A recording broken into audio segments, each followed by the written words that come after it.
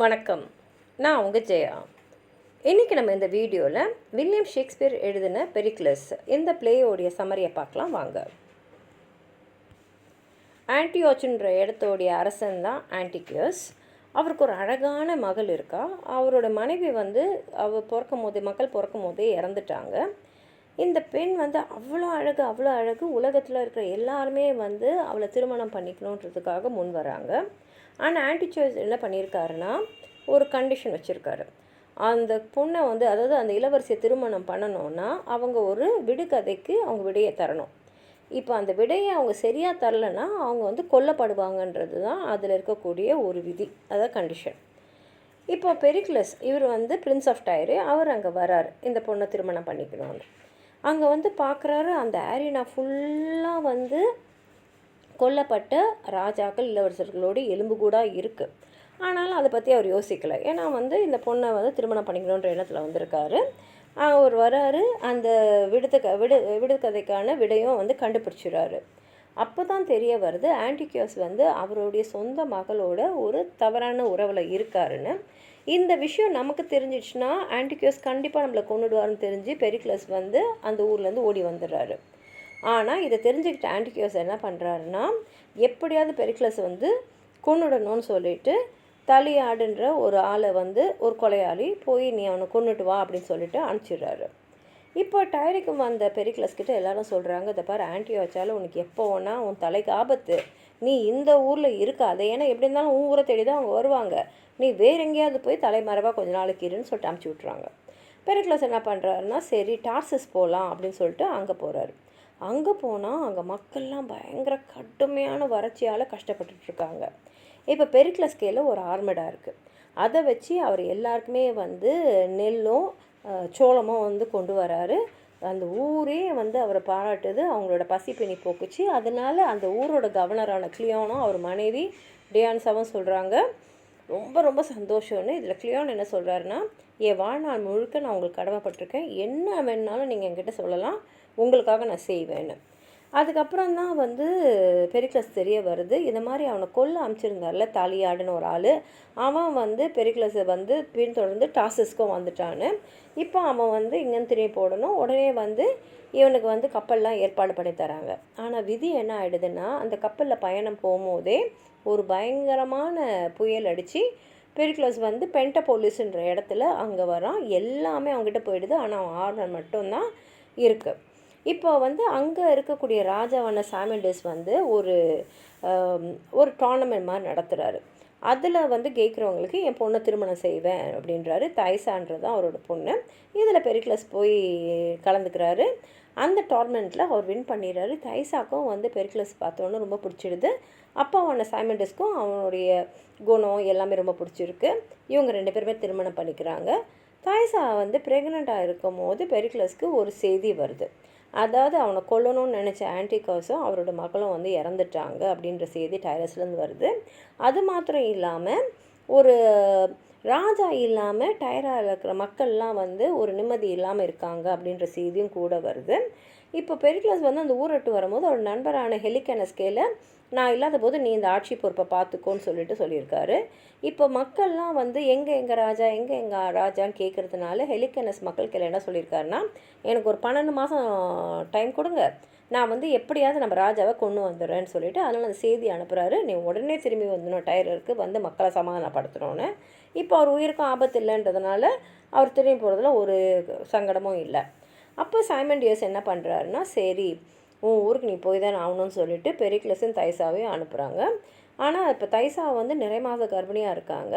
இப்போ பாதி தூரம் பயணம் வந்துட்டப்பறம் பார்த்திங்கன்னா பயங்கரமான ஒரு புயல். தைசாவுக்கு வேறு பிரசவலி வந்துடுது. அவங்க ஒரு பொண்ணையும் டெலிவர் பண்ணிடுறாங்க. ஆனால் அந்த டெலிவரியில் அவங்க இறந்துடுறாங்க. என்னடா இது மனைவி இறந்துட்டாங்களேன்னு சொல்லிட்டு இவர் அழும்போது அங்கே இருக்கக்கூடிய மாலுமினிங்கெலாம் சொல்கிறாங்க, கப்பலில் ஒரு பணத்தை வச்சுட்டு இருக்கிறது ஒரு பேட் ஓமன், கெட்ட சகுனம், அதனால் நம்ம கடலில் தூக்கி தான் போடணும் உடம்பு அப்படின்னு சொல்லிடுறாங்க. ஆனால் வயிற்றில் சொல்கிறாரு, சரி என் மனைவிக்காக ஒரு நல்ல சீல் பண்ண ஒரு கேஸ்கெட்னா ஒரு பொட்டி, அந்த பொட்டியில் தான் என் மனைவியை அடக்கம் பண்ணணும் சொல்லிவிட்டு அதில் வச்சு அதை நல்லா மூடி கடலில் தூக்கி போட்டுறாங்க. அதுக்கப்புறம் வந்து அவர் என்ன சொல்கிறாருன்னா, சின்ன குழந்தை இது, இந்த குழந்தை வந்து ஒரு நெடிய பயணம், தாய் இல்லாமல் போக முடியாது, அதனால் பக்கத்தில் என்ன நிலம் இருக்கோ அங்கே நிறுத்துங்க, நம்ம யார்கிட்டயே உதவி கேட்கலான்னு சொல்கிறாங்க. அங்கே போனால் பக்கத்தில் இருக்கக்கூடிய இடம் வந்து டார்சஸ். அதனால் பெரிக்ளஸ் போய் கிளியான் டயனஸ், ஏன்னா அவங்க ஏற்கனவே சொல்லியிருக்காங்களே உங்களுக்கு என்ன உதவினாலும் நாங்கள் செய்கிறோன்னு, அவங்ககிட்ட போய் அவங்க அந்த கை குழந்தையான மாதிரி நம்ம கொடுத்துட்றோம். அவங்களும் வந்து நீங்கள் திரும்பி வர வரைக்கும் நீங்கள் டைரெக்ட் போங்க, எல்லாத்தையும் சரி பண்ணிவிட்டு நீங்கள் வர வரைக்கும் உங்கள் பொண்ணை நான் பார்த்துப்பேன் அப்படின்னு சொல்லிவிட்டு அவங்க வந்து குழந்தைய வாங்கிக்கிறாங்க, ஆசையாக தான் வச்சுக்கிறாங்க. இப்போ தைசாவோடைய அந்த பொட்டி இருக்குல்லையே, அந்த பணத்தை வச்சுட்டு மூடின பொட்டி, அது அப்படியே போய் யூஃபிஸ்ன்ற இடத்துல வந்து கரை வாங்குது. அது வந்து அங்கேயே இருக்கக்கூடிய செரிமோன்ன்ற ஒரு நல்ல ஒரு டாக்டர் அந்த ஊரில் இருக்கார். அவர்கிட்ட வந்து இந்த பொட்டியை பார்த்தோன்னு கொண்டு தராங்க. அவர் சார்ந்து பார்த்தா உள்ள தைசா இருக்கா. அவர் சோதித்து பார்க்கும்போது தைசா உயிரோடு தான் இருக்கான்றது அவருக்கு தெரியுது. உடனே அவரோட மருந்தை கொடுத்து தைசாவை எழுப்ப வைக்கிறாரு. தைசா வந்து எழுந்தப்புறம் சொல்கிறா செரிமோன் கிட்ட, இது மாதிரி நான் வந்து டைராவோட ராஜாவான பெரிக்ளஸோட மனைவி அப்படின்னு, பயங்கர புயல் அடிச்சது, அப்போ தான் எனக்கு ஒரு குழந்தை பிறந்தது, நிச்சயமாக அந்த புயல்லேருந்து என் கணவரும் குழந்தையோ தப்பிச்சிருக்க முடியாது, நான் தான் ஏதோ தப்பிச்சிருக்கேன் அப்படின்னு சொல்லிட்டு, இனிமேலுக்கு நான் வந்து இந்த உலக வாழ்க்கையில் ஈடுபட விரும்பலை அப்படின்னு சொல்லிட்டு நான் வந்து நன் ஆகிடணும், ஒரு ப்ரீஸ்டஸ் ஆகிடணும்னு சொல்கிறாங்க. அதனால் செரிமோன் சரின்னு சொல்லிவிட்டு பக்கத்தில் இருக்கக்கூடிய டயனான்ற தெய்வத்தோடைய கோயிலுக்கு அவளை அழைச்சின்னு போய் அங்கே அவளை வந்து ப்ரீஸ்டஸ் ஆக்கி விட்டுறாங்க. இப்போ இப்படியே 14 வருஷம் போயிடுது. கிளியான் வந்து மெரினாவை நல்லா வளர்க்குறாரு. அவளுக்கு தெரிஞ்சுக்க வேண்டிய எல்லா விஷயமே வந்து சொல்லி கொடுக்குறாரு. அவள் அழகாக பாடுறா, எம்ப்ராய்டரி போடலாம், கலைகள் எல்லாம் சிறந்து இருக்கா, பயங்கரமான அழகு. எந்த அளவுக்கு அழகுன்னா, ஃபிலிட்டோன், கிளியானா, அப்புறம் டயனாஸோட சொந்த மகள், இவங்க எல்லாரோடமும் ரொம்ப அழகு. இதனால் என்ன ஆயிடுச்சுன்னா, டைனஸ்கே வந்து மரியானா மேலே வந்து ஒரு பொறாமை வந்துட்டு அவளை கொல்றதுக்காக லியோனன்ற ஒரு ஆளை வந்து ஏற்பாடு பண்ணுறா, எடுத்துன்னு போய் கடற்கரையில் வச்சு அவளை கொன்னுடுன்னு. ஆனால் லியோனன் போய் அவளை வந்து கொல்றதுக்கு முன்னாடியே கடல் கொள்ளைக்காரங்க வந்து மரியானாவை பார்த்து இவ்வளோ அழகான பொண்ணான்னு சொல்லிட்டு அவளை தூக்கிட்டு போயிடுறாங்க. இப்போ எப்படி இருந்தாலும் கடற்கொள்ளைக்காரங்களை மாட்டினவோ செத்த மாதிரி தான் அர்த்தம்னு சொல்லிட்டு சரின்னு சொல்லிட்டு டைனஸை கிட்ட வந்து லியோனன் சொல்லிடுறான், இந்த மாதிரி நான் மரியானாவை கொன்னுட்டேன் அப்படின்னு சொல்லிட்டு தர வேண்டிய பணத்தை வாங்கின்னு போயிடுறான். இங்கே இந்த பைரட்ஸ், அதாவது கடற்கொள்ளைக்காரங்க என்ன பண்ணுறாங்கன்னா, மரியானா வந்து மைட்லினின்ற இடத்துக்கு எடுத்துன்னு போய் அங்கே ஒரு விபசார விடுதி இருக்குது, அங்கே விற்றுடுறாங்க. இப்போ அங்கே இருக்கிறவங்க வந்து மரியானாவை வந்து அந்த விபச்சார தொழிலில் ஈடுபட சொல்கிறாங்க, ஆனால் அவள் மறுக்கிறா. அது மாத்திரம் இல்லாமல் அவளோட அழகு, அவளுடைய அற்புதமான ஒரு பாடும் திறமை, புத்திசாலிதான வார்த்தைகளால் அவகிட்ட வந்து தப்பான நோக்கத்தோடு வரவங்க கிட்ட கூட அவளால் வந்து தன்னை காப்பாற்றிக்க முடியுது. அப்போ தான் மைட்லினியோட கவர்னரான லைசி மேட்சஸ் வந்து மைட்லினியை பற்றி கேள்விப்படுறாரு. எவ்வளோ புத்திசாலித்தனமாக இவ்வளோ நல்ல ஒரு பொண்ணு இருக்கா இந்த இடத்துலன்னு. சரி, அவள் எப்படி தான் இருக்கா, எல்லாருமே அவளை பற்றி பெருமையாக பேசுகிறாங்களே, அவ்வளோ நல்ல பொண்ணான்னு சொல்லிட்டு மரியானாவை பார்க்கறதுக்கு ஒரு கஸ்டமர் மாதிரி அங்கே வராரு. அங்கே வந்து மரியானோட பேசும்போது தான் அவளுடைய நல்ல இயல்புகள்லாம் அவருக்கு புரியுது. அவர் என்ன பண்ணுறாருன்னா, அவகிட்ட கொஞ்சம் தங்கம்லாம் கொடுத்துட்டு, இதை வந்து உன் செலவுக்கு உன்னோட பாதுகாப்புக்கு வச்சுக்கோ அப்படின்னு சொல்கிறாரு. அதுக்குள்ளே இந்த டிராஃபிக்கர்ஸ் இருக்காங்களே, அந்த தொழிலில் ஈடுபடுறவங்க, அவங்களுக்கு ரொம்ப கோவம் வருது. ஏன்னா வந்து மரியானா வச்சு நிறையா சம்பாதிக்கலாம்னு நினைக்கிறாங்க. ஆனால் அவள் வந்து இந்த தொழிலில் ஈடுபடாதனால சரி அவளை வந்து ரேப் பண்ணியாவது இதில் வந்து நம்ம ஈடுபடுத்தணும்னு நினைக்கும் போது அவளை ரேப் பண்ணுறதுக்குன்னு போல்ட்டுன்னு ஒரு ஆளை வந்து நியமிக்கிறாங்க. ஆனால் இந்த போல்ட்டும் மரியானாவோட பேச பேச பேச அவன் மனசு மாறிடுறான். மனசு மாறிட்டு உனக்கு எப்படியாவது நான் வந்து இந்த இடத்துல உன்னை காப்பாற்றணும், நான் என்ன செய்யணும்னு சொல்லும் போது மரியானா சொல்கிறா, எனக்கும் வந்து வாழறதுக்கு பணம் வேணும், அதனால் நான் எனக்கு ஒரு எண்ணம் இருக்குது, நான் வந்து நிறையா படிச்சிருக்கேன் இல்லையா, அதை வச்சு இங்கே இருக்கக்கூடிய அந்த நோபல் மேனோட பசங்களுக்கெலாம் நான் வந்து டியூட்டர் பண்ணுறேன், சொல்லி கொடுக்குறேன், படம் சொல்லித்தரேன், அது மூலமாக எனக்கு பணம் வரும் இல்லையா, அந்த பணம் வந்து இங்கே இவங்களுக்கு வர இழப்பையும் ஈடுபடும், என்னையும் நான் காப்பாற்றிக்க முடியும்னு சொல்லிட்டு இந்த இதை வந்து தெளிவுபடுத்திடுறா. அதனால் அதுக்கப்புறம் யாரும் வந்து இவளை வற்புறுத்தக்கூடாது, இவளால் எப்படியும் பணம் வருது இல்லையா, அது நோபல் மேன்னா அவங்க பசங்க நல்லா படிக்கிறாங்கன்னா அவங்க பயங்கரமாக பணம் தருவாங்க, அதனால் அவங்களும் வந்து சரின்னு அப்படின்னு விட்டுறாங்க. இப்போ டார்சஸில் என்ன ஆகிடுதுன்னா, கிளியானுக்கு வந்து அவனோட மனைவி டியானா என்ன செஞ்சான்னு தெரிஞ்சுட்டு மனசு ஒடிஞ்சு போயிடுறான். ஆனாலும் வந்து மனைவியை வந்து காட்டி கொடுக்க முடியாது, ஏன்னா மக்களோட கோபத்துக்கு ஆளாயிடுவாங்க. ஏன்னா எல்லாருக்குமே மரியானாவை ரொம்ப பிடிக்கும். இந்த மாதிரி ஒரு செயல் இவங்க செஞ்சுருக்காங்கன்னு சொன்னால் ஐயோ நிச்சயமாக வந்து அவங்க வந்து அவங்களோட கோபத்துக்கு எல்லையே இருக்காது. அதனால் எல்லார்ட்டையும் என்ன சொல்லிடுறேன்னா, மரியானா வந்து இயற்கையால் ஏதோ ஒன்று இயற்கையை எழுதிட்டா, அதை இறந்துட்டா அப்படின்னு சொல்லிடுறாங்க. இந்த நேரத்தில் தான் பெரிக்கல்ஸ் வந்து டார்சஸ்க்கு வரான். ஏன்னா மகளை வந்து பிரிஞ்சு இவ்வளோ நாள் ஆயிடுச்சு, இந்நேரம் அவள் 14 வயசு பொண்ணாக இருப்பா, நம்ம போய் அழைச்சின்னு வரலாம் அப்படின்னு சொல்லிட்டு இங்கே வரும்போது தான் அவனுக்கு வந்து கிளியோன் சொல்கிறாரு, இந்த மாதிரி உன்னுடைய மகள் வந்து இறந்துட்டா அப்படின்னு. இதை கேட்ட பெரிக்லஸ் வந்து பயங்கர சோகம். ஏன்னா மனைவியும் இறந்தாச்சு, இப்போ பெண்ணும் இறந்தாச்சு, இனிமேல் நம்ம வாழ்க்கையில் என்ன இருக்குன்னு சொல்லிட்டு அப்படியே கடற்கரையில் போய் சரி கடலில் அப்படியே எங்கேயாவது போகலான் போது விதி என்ன பண்ணுதுன்னா பெரிக்லஸோடைய கப்பலை வந்து மைட்டிலினுக்கு அழைச்சின்னு வருது. லிசிமேச்சஸ் வந்து அந்த கப்பலை வந்து பார்க்குறாரு. அவர்கிட்ட வந்து ஹெலிகானஸ் மூலமாக தெரியுது இது மாதிரி பெரிக்லஸ் தான் வந்து டைராவோட ராஜா, அவர் வந்து பயங்கரமான வருத்தத்தில் இருக்கிறதுனால யார்கிட்டையும் அவர் பேசுகிறதே இல்லைன்னு.